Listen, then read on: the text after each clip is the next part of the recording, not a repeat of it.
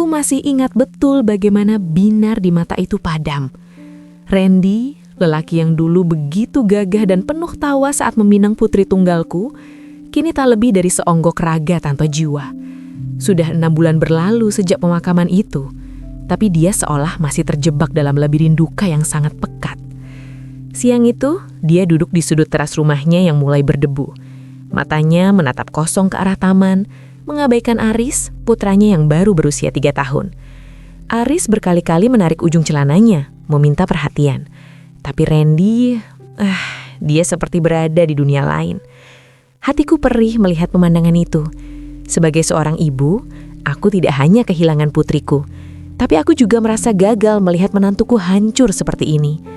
Aku mendekat, membawa nampan berisi teh hangat dan camilan yang sengaja kubuatkan. "Randy, minumlah sedikit. Kau butuh tenaga untuk menjaga Aris," ucapku lembut, berusaha mencari sisa-sisa kehidupan di matanya yang sayu. Namun, dia hanya menoleh sekilas, memberikan senyum tipis yang dipaksakan. Sebuah senyuman yang justru terasa lebih menyakitkan daripada sebuah tangisan. Keheningan di rumah ini rasanya seperti mencekik leherku. Aris akhirnya menyerah dan duduk di lantai, memainkan mobil-mobilan kecil yang rodanya sudah copot satu. Bocah malang itu tidak mengerti mengapa ayahnya menjadi begitu jauh. Mengapa pelukan hangat yang dulu selalu ia dapatkan, kini terasa dingin dan kaku.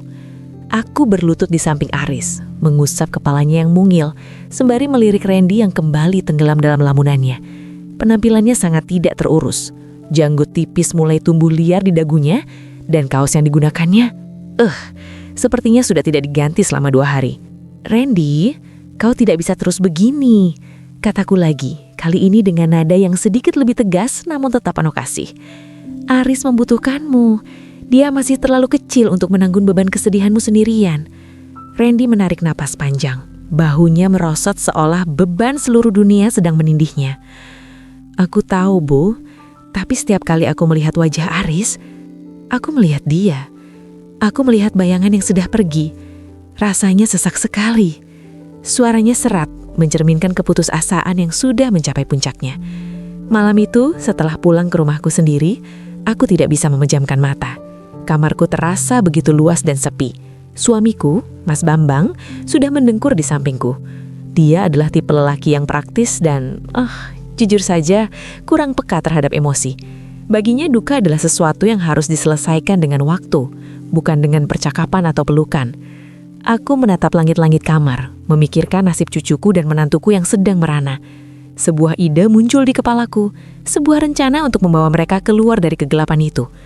Meskipun saat itu aku belum menyadari bahwa keputusan ini akan mengubah seluruh garis hidupku nantinya. Pagi itu di meja makan, aku memberanikan diri berbicara pada suamiku. Aku mengusulkan agar Randy dan Aris tinggal bersama kami untuk sementara waktu. Suamiku yang biasanya sulit diajak berkompromi, kali ini hanya mengangguk setuju. Mungkin dia juga merasa iba.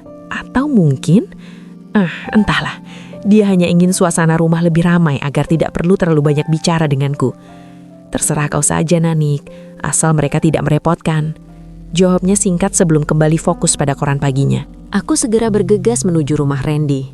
Dengan sedikit bujukan dan alasan demi kebaikan Aris, akhirnya Randy setuju. Proses pindahan itu berlangsung cepat. Kami menempatkan mereka di kamar tamu yang terletak di bagian belakang, dekat dengan taman kecil yang asri. Aku berharap dengan suasana baru, Randy bisa sedikit demi sedikit melupakan kepedihannya. Hari-hari awal mereka tinggal bersama kami berjalan dengan kaku. Randy lebih banyak menghabiskan waktu di dalam kamar. Aku mengambil alih tugas mengurus Aris sepenuhnya, memandikannya, memberinya makan, dan mengajaknya bermain. Randy hanya menonton dari kejauhan dengan tatapan yang masih kosong. Namun setidaknya, ia mulai mau makan masakan rumah yang kusiapkan dengan sepenuh hati. Setiap pagi setelah suamiku berangkat ke kantor, aku memulai rutinitas baruku. Aku memastikan sarapan Randy selalu hangat. Aku sering mengajaknya bicara tentang hal-hal ringan. Tadi Aris belajar menyebut nama bunga di taman Randy. Dia sangat pintar. Ceritaku suatu siang saat kami duduk di meja makan berdua. Randy menatapku. Ada sedikit kilatan minat di matanya. "Benarkah, Bu? Syukurlah kalau dia senang di sini." Itu adalah kalimat terpanjang yang ia ucapkan sejak kepindahannya. Aku menyadari bahwa keberadaannya di rumah ini memberikan warna tersendiri bagiku. Selama ini rumah ini terasa mati karena suamiku yang sangat tertutup dan dingin. Kehadiran Aris yang berisik dan sosok Randy yang pendiam namun butuh perhatian membuat naluri keibuanku dan juga naluri wanitaku yang sudah lama terpendam mulai terjaga. Aku merasa dibutuhkan kembali. Aku merasa memiliki peran yang lebih besar daripada sekedar istri yang menyiapkan keperluan suami yang bahkan tidak pernah memuji masakanku. Hubunganku dengan Mas Bambang memang seperti dua garis sejajar yang tidak pernah bertemu. Kami menikah puluhan tahun, namun kehangatan adalah barang mewah yang jarang aku dapatkan. Mas Bambang adalah pria yang kaku. Hidupnya terjadwal antara pekerjaan dan waktu istirahatnya sendiri. Ia jarang menyentuhku kecuali jika ia merasa itu adalah sebuah kewajiban. Di sisi lain, ada Randy di rumah ini. Meskipun ia masih berduka, ia adalah pria yang jauh lebih lembut. Kadang aku memperhatikannya dari balik jendela dapur saat ia sedang duduk di bawah pohon mangga. Ada guratan kesedihan di wajahnya, namun ada juga ketampanan yang matang yang sulit untuk diabaikan. Aku sering merasa iba melihatnya kesepian.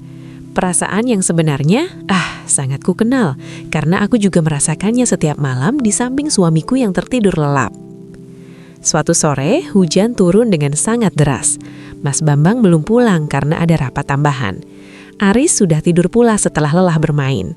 Aku melihat Randy berdiri di teras belakang, menatap rintik hujan. Aku mendekat membawa sebuah selimut tipis. Udara mulai dingin. Randy, jangan sampai kau jatuh sakit, kataku sambil menyampirkan selimut itu di bahunya. Tanganku sempat bersentuhan dengan kulit lengannya yang hangat, dan aku merasakan desiran aneh yang sudah lama tidak kurasakan. Randy berbalik dan menatapku. Jarak kami sangat dekat, hingga aku bisa mencium aroma maskulinnya yang bercampur dengan bau hujan. "Terima kasih, Bu. Ibu terlalu baik padaku," bisiknya. Matanya mencari mataku, dan untuk pertama kalinya, aku melihat rasa terima kasih yang mendalam di sana. Ada sesuatu yang lain juga, sebuah kerinduan akan sentuhan manusiawi. Aku tersenyum tipis, berusaha menyembunyikan kegugupan yang tiba-tiba melanda. Kau adalah bagian dari keluarga ini, Randy. Kebahagiaanmu adalah kebahagiaanku juga. Kami berdiri di sana untuk waktu yang cukup lama, hanya mendengarkan suara hujan tanpa kata-kata. Keheningan itu tidak lagi terasa menyesakan, melainkan terasa seperti sebuah perlindungan. Di bawah atap rumah yang sama dengan suamiku yang dingin, aku justru menemukan kehangatan dari pria yang seharusnya hanya kuanggap sebagai anak. Memasuki bulan kedua, Randy mulai menunjukkan perubahan besar. Ia mulai mencukur janggutnya dan berpakaian rapi. Aku melihat cahaya itu kembali ke matanya, dan itu membuatku merasa sangat bangga. Suatu malam, Randy membantuku mencuci piring setelah makan malam. Mas Bambang sudah masuk ke kamar untuk menonton berita. "Aku berencana untuk mulai mencari pekerjaan lagi, Bu," kata Randy. "Aku tidak bisa terus menyusahkan ibu dan bapak di sini." Mendengar itu, ada sedikit rasa sedih di hatiku. Aku tidak ingin dia pergi. "Jangan terburu-buru, Randy. Pastikan kau benar-benar siap." Randy meletakkan piringnya dan menatapku dengan sungguh-sungguh.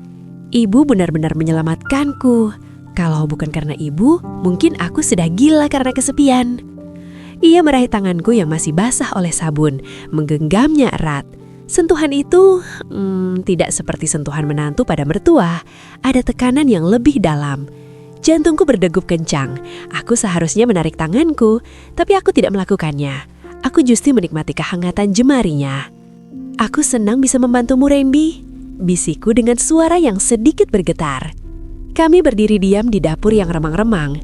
Atmosfer di antara kami berubah. Bukan lagi sekedar kasih sayang ibu bertua, melainkan sesuatu yang lebih dewasa, lebih beresiko, dan lebih membara.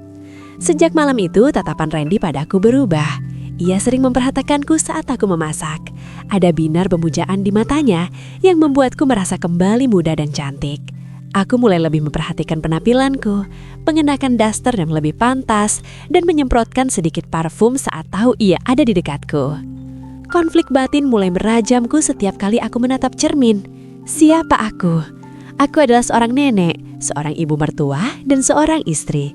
Namun di dalam hati kecilku, aku hanyalah seorang wanita yang haus akan kasih sayang. Randy memberikan perhatian yang tidak pernah diberikan Mas Bambang. Suatu pagi, Mas Bambang pergi keluar kota untuk urusan dinas selama 3 hari. Rumah terasa lebih longgar tanpa kehadirannya. Randy mengetahuinya. Ia tampak lebih santai, sering keluar kamar hanya dengan mengenakan kaos kutang yang memperlihatkan otot lengannya. Saat aku sedang menyapu lantai, ia mendekat dan mengambil sapu dari tanganku. "Biar aku saja, Bu. Ibu istirahatlah," katanya dengan suara berat yang menggetarkan dadaku. Aku duduk di sofa, memperhatikannya bekerja. Saat ia selesai, ia duduk di sampingku, sangat dekat hingga aku bisa merasakan panas tubuhnya. "Ibu terlihat sangat lelah hari ini," bisiknya sambil mengusap lipisku yang sedikit berkeringat. Jemarinya turun ke pipiku lalu berhenti di bibirku. Napasku tertahan. Aku tahu ini salah, sangat salah. Namun dahaga akan kehangatan ini jauh lebih kuat daripada logika. Randy mendekatkan wajahnya. "Sejak aku tinggal di sini, aku tidak bisa berhenti memikirkan ibu." Akunya jujur. "Aku merindukanmu, Nanik." Rumah itu, meruntuhkan pertahanan terakhirku. Aku memejamkan mata, membiarkan diriku hanyut. Kami terhanyut dalam ciuman yang penuh dengan rasa lapar dan kerinduan. Ini bukan sekadar nafsu, tapi ledakan dari 2 jiwa yang selama ini terisolasi dalam kesunyian masing-masing. Siang itu, matahari bersinar terik di luar, namun di dalam rumah, suasana terasa panas oleh hasrat yang meluap. Randy membimbingku menuju kamarnya. Langkahku terasa berat, namun pasti. Di dalam kamar yang tertutup rapat, Randy memelukku dari belakang, menenggelamkan wajahnya di leherku. Aku mengerang pelan saat merasakan kumis tipisnya menyentuh kulitku. "Kau sangat cantik, Nanik," bisiknya. Saat kami akhirnya bersatu di atas ranjang, rasanya seperti sebuah kembang api yang meledak di tengah kegelapan. Keintiman ini sangat berbeda dengan apa yang pernah kualami dengan Mas Bambang. Randy memperlakukanku dengan penuh pemujaan. Di bawah bimbingannya, aku menemukan kembali sisi kewanitaanku yang sudah lama mati suri. Suasana sepi di rumah itu menjadi saksi bisu bagaimana seorang ibu mertua dan menantu saling memadu kasih. Kami melakukannya berulang kali, seolah ingin menebus waktu-waktu yang hilang dalam kesendirian. Namun saat semuanya berakhir dan kami terbaring berdampingan, rasa bersalah mulai menyelinap. Aku menatap langit-langit, memikirkan wajah putriku dan suamiku. Namun saat Randy menarikku kembali ke dalam pelukannya dan mencium keningku dengan lembut, rasa bersalah itu perlahan memudar, berganti dengan perasaan nyaman yang egois. Hari-hari berikutnya menjadi sebuah permainan rahasia yang mendebarkan. Setiap kali Mas Bambang pergi bekerja, rumah kami berubah menjadi surga tersembunyi. Kami belajar membaca kode-kode halus. Kehidupan gandaku ini membuatku merasa seperti sedang menjalani 2 kehidupan yang berbeda dalam satu tubuh. "Apakah kau menyesal, Nanik?" tanya Randy suatu sore. Aku terdiam sejenak. Aku tidak tahu apakah menyesal adalah kata yang tepat. Aku merasa bersalah, tapi aku juga merasa lebih hidup daripada 20 tahun terakhir hidupku. Randy tersenyum, lalu mengecup tanganku. "Aku juga, kau adalah penyelamatku." Tentu saja resiko selalu mengintai. Jantungku selalu berpacu cepat setiap kali ada gangguan. Namun ketakutan itu justru menambah adrenalin dalam hubungan kami. Randy kini sudah benar-benar pulih. Ia sudah mendapatkan pekerjaan tetap namun tetap memilih tinggal bersama kami dengan alasan ingin dekat dengan Aris. Aku tahu alasan sebenarnya adalah karena ia tidak bisa jauh dariku. Suatu malam saat kami duduk di teras belakang, sementara Mas Bambang sudah terlelap, Randy menggenggam tanganku erat. "Terima kasih untuk semuanya, Nanik, untuk kasih sayangmu dan kehangatanmu." Aku menatapnya, merasakan keharuan yang mendalam. "Aku melakukannya karena aku juga membutuhkanmu, Randy." Kami menyadari bahwa cinta ini mungkin adalah sebuah kesalahan besar. Namun dalam ruang hampa di hati kami, ini adalah satu-satunya hal yang terasa nyata. Aku tetap menjadi ibu mertua yang baik bagi dunia, dan dia tetap menjadi menantu yang berbakti. Tidak ada yang curiga, bahkan Mas Bambang sekalipun. Aku adalah Nanik, wanita yang akhirnya menemukan kehangatan di tempat yang paling tidak terduga. Dan aku akan menjaganya selama nafas masih berhembus. Biarlah rahasia ini menjadi abadi di antara kami.